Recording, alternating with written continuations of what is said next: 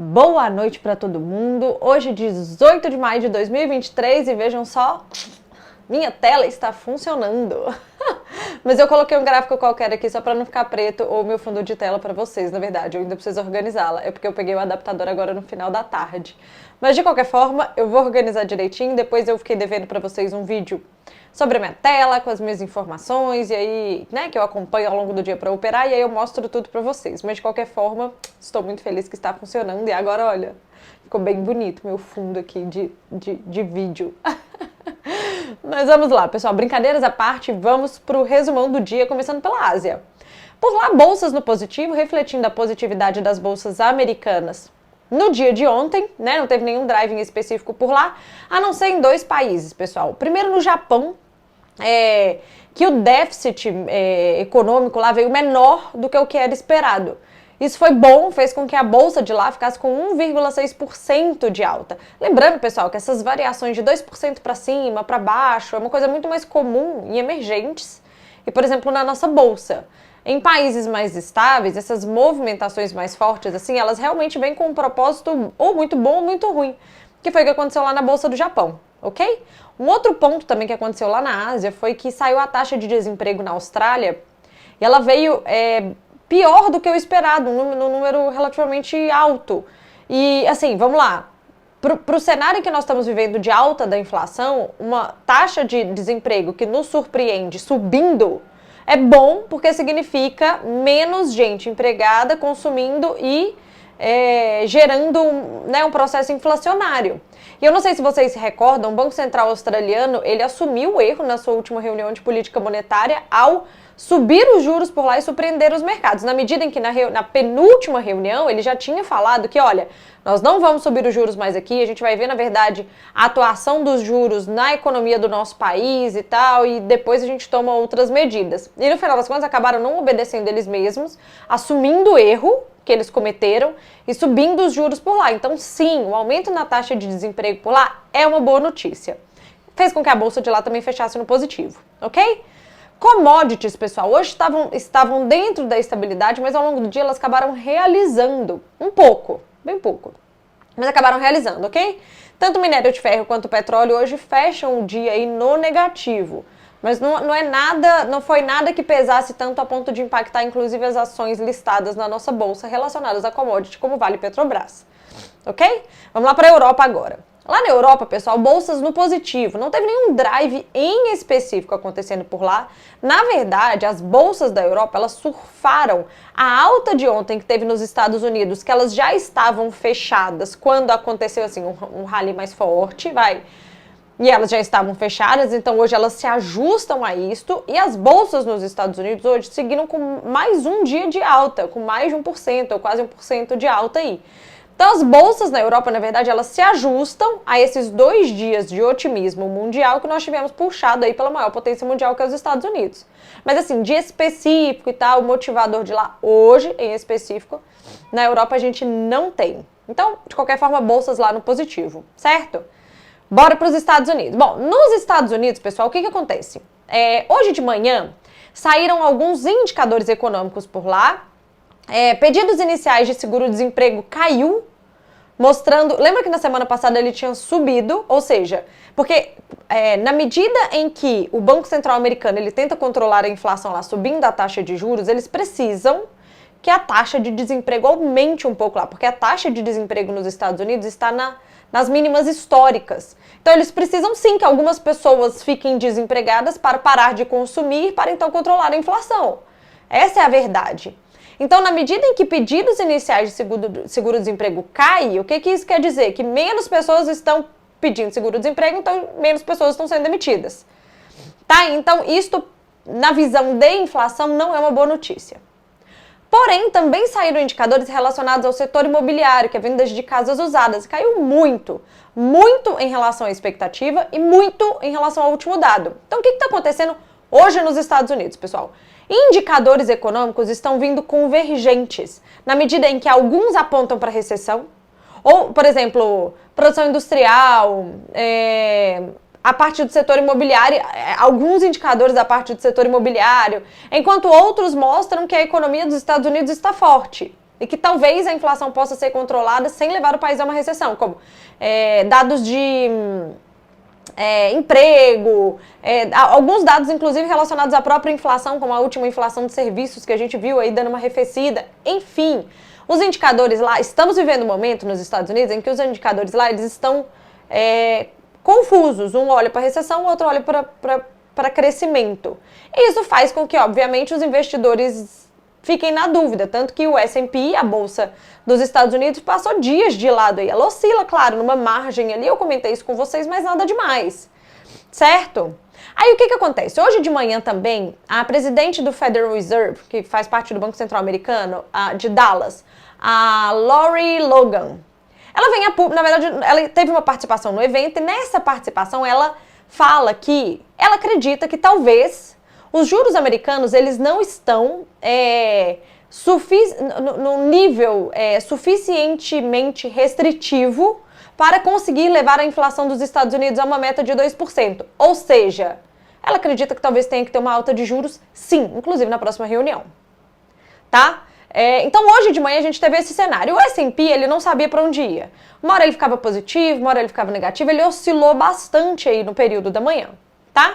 Acontece que no período da tarde ele engatou uma alta, motivado aí principalmente, um ponto foi que saiu os resultados da Walmart, e veio bem acima do esperado, isso deu uma animada na bolsa, mas não só por isso. O presidente da Câmara lá dos Estados Unidos, o Kevin McCarthy, ele vem a público de novo e ele reforça a questão de que ele está bastante otimista de que o presidente Biden e o Congresso vão chegar num denominador comum e conseguir aprovar até domingo, pelo menos, aí uma estratégia, assim, aprovada entre eles até domingo e colocar em votação no Congresso na semana que vem.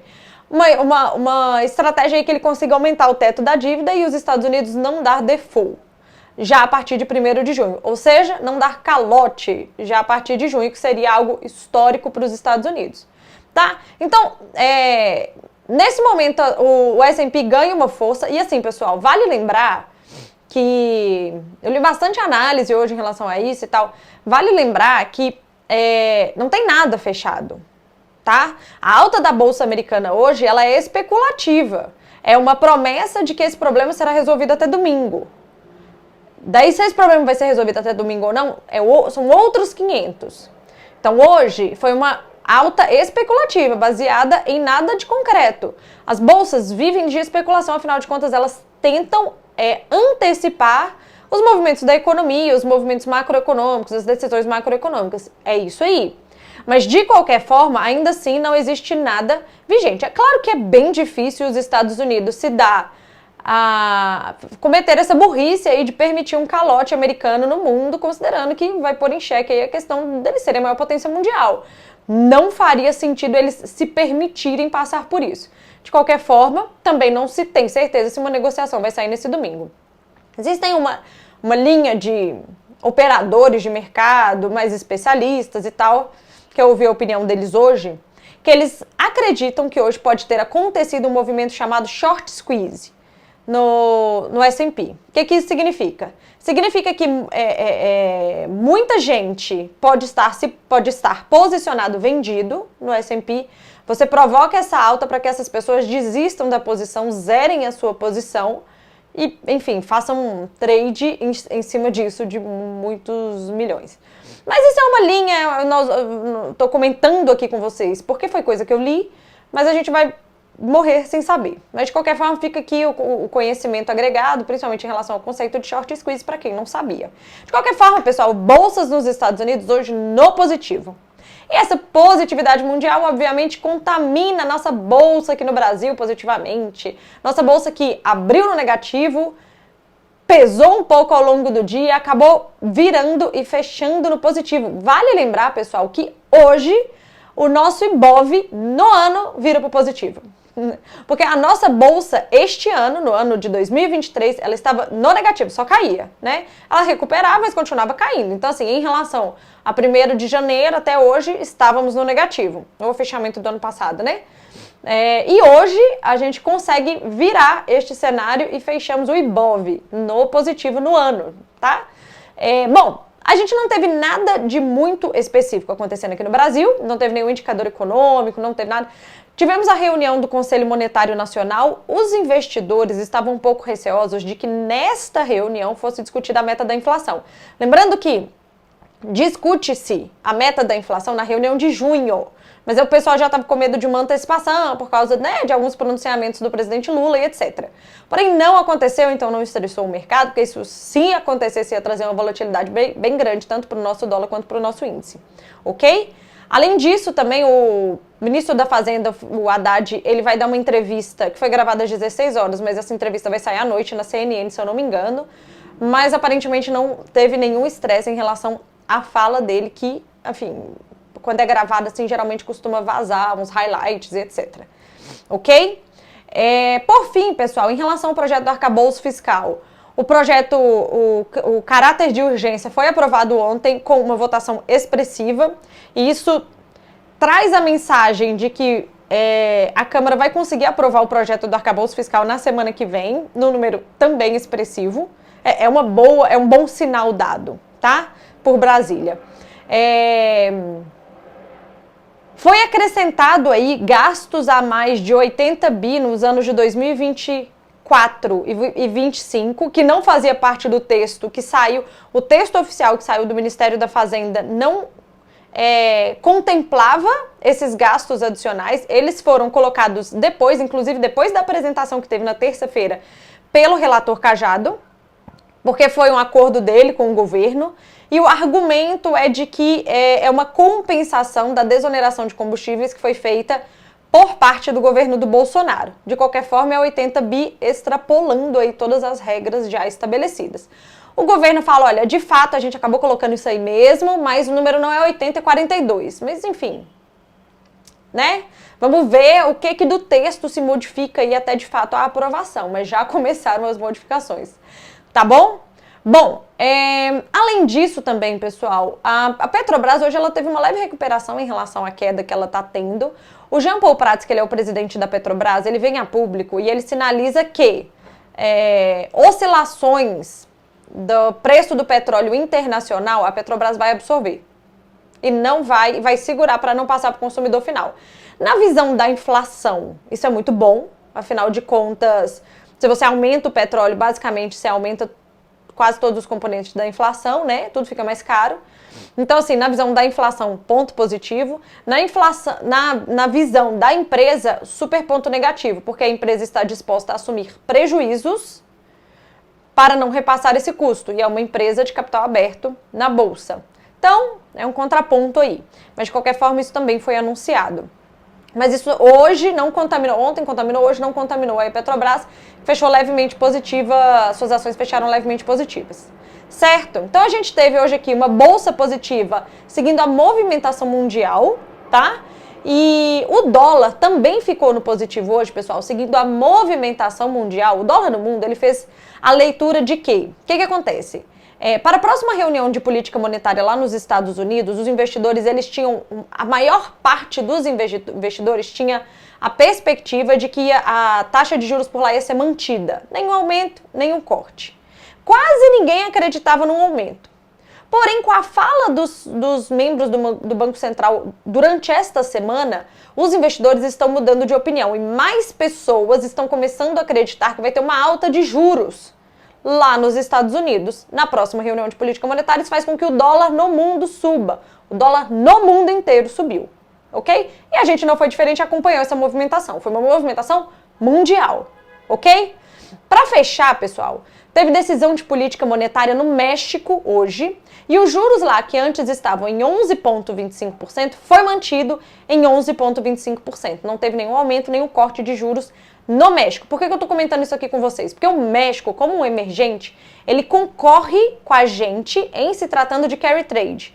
Ou seja, os investidores gringos, os investidores internacionais, eles ficam buscando uma posição de alocação do capital deles em emergente, um capital pequeno, porque é risco, né, um risco maior. É muito mais arriscado você investir no Brasil do que nos Estados Unidos, por exemplo, no México do que nos Estados Unidos. Então, só que, em compensação, a rentabilidade, quando vem, ela é boa. Então, o México, ele concorre com a gente nessa disputa por capital estrangeiro. Se o México hoje tivesse subido os seus juros, pra gente não é bom. Por quê? Porque o juros real dele lá ficaria mais atrativo e talvez um capital fugisse para lá. Mas não foi isso que aconteceu. Tá? Os juros de lá foi mantido em 11,25. De qualquer forma, é uma análise atrativa, não importa. Eu só estou explicando para vocês o conceito de competição por investimento estrangeiro que os países emergentes têm. Eu incluo África do Sul, eu incluo México, Brasil e por aí vai. Certo? Mas fica aqui a informação de que por lá a decisão de política monetária, juros mantidos em 11,25%. É isto. Até os destaques de amanhã da semana e um bom fim de semana para todo mundo e um beijo. Tchau, tchau.